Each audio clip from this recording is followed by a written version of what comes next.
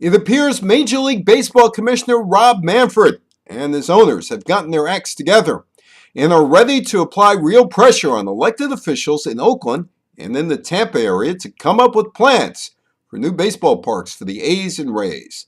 The new collective bargaining agreement will take money away from Oakland ownership by reducing revenue sharing, which, in theory, would force concerned politicians to do the right thing and come up with public funding for an Oakland baseball stadium.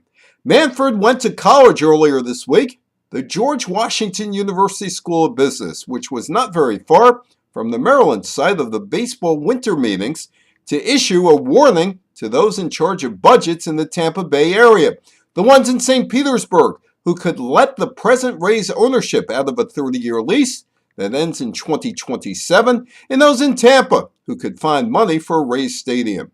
If the politicians don't act soon, there could be trouble.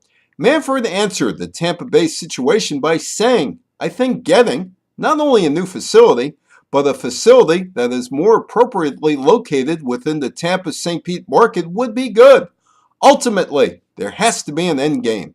If in fact there's not a site or there's not a financial agreement that's viable, and we become convinced of that, our rules allow for the possibility of relocation. At that point of desperation, it's possible a team would be allowed to relocate.